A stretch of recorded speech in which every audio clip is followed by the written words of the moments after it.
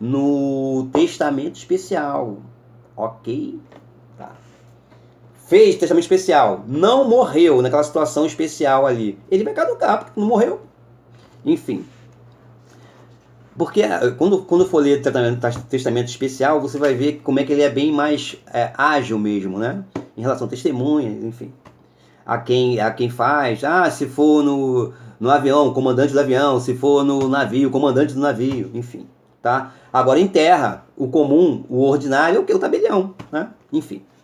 No caso do testamento público. Artigo 1859. Extingue-se em 5 anos o direito de impugnar a validade do testamento, contado o prazo da data do seu registro. Tá? Você registra, aí vai só extinguir, extingue-se em 5 anos o direito de impugnar, ou seja, de você embargar, de você anular. Vamos lá. O dispositivo fixa em 5 anos, que é um prazo decadencial, tá? Não vem dizendo claramente, mas esse prazo é decadencial, tá? Anote aí.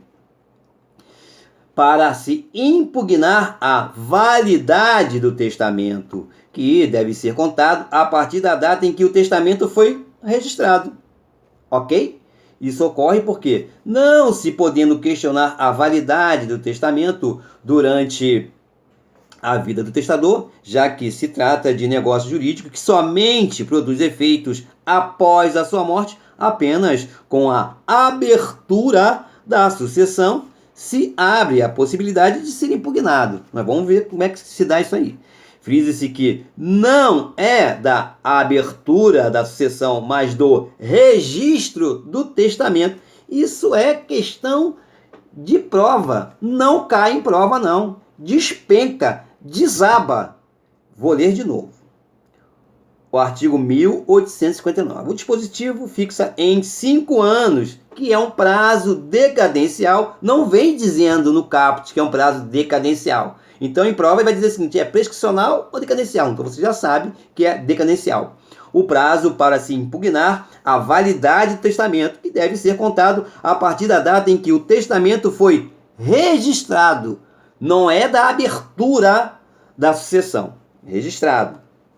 Isso ocorre porque, não se podendo questionar a validade do testamento durante a vida do testador, já que se trata de negócio jurídico que somente produz efeitos, né, após a sua morte, apenas com a abertura da sucessão se abre a possibilidade de ser impugnado. Frise-se que não é da abertura da sucessão, mas do registro do testamento, feito judicialmente, conforme as disposições constantes dos artigos 1735 a 1737 do novo Código de Processo Civil 2015. Eu não gosto de falar novo código, até propaganda do novo homo, né? Eu tenho 500 anos e tá lá, novo homo. Não, Código de Processo Civil. É o que tá valendo, né?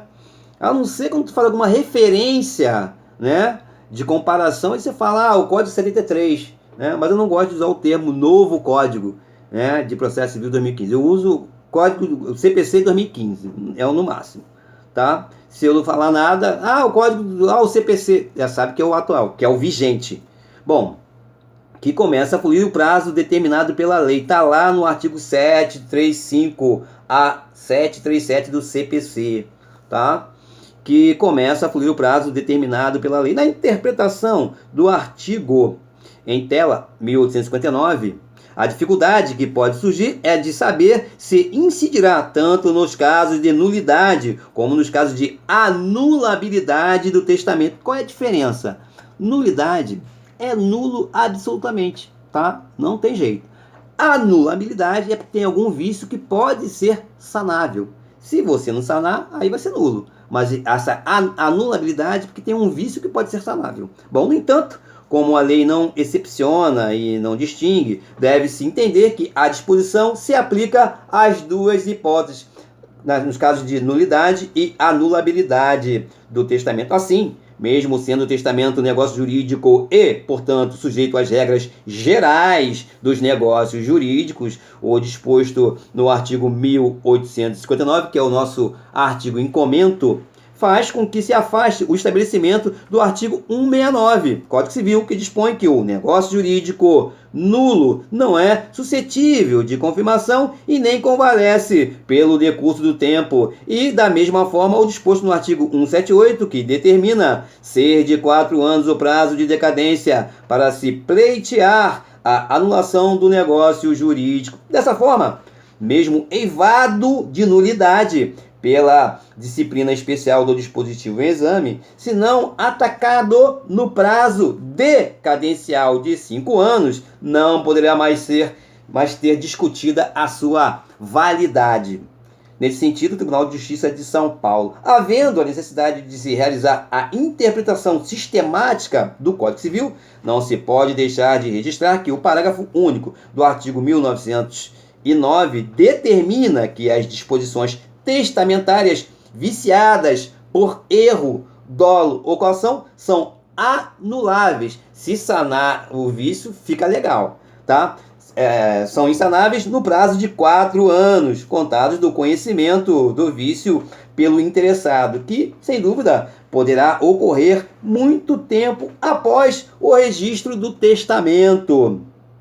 O prazo fixado pelo artigo 1909, melhor dizendo, que é de 4 anos, difere do constante no artigo em comento, que é de 5 anos, prazo decadencial.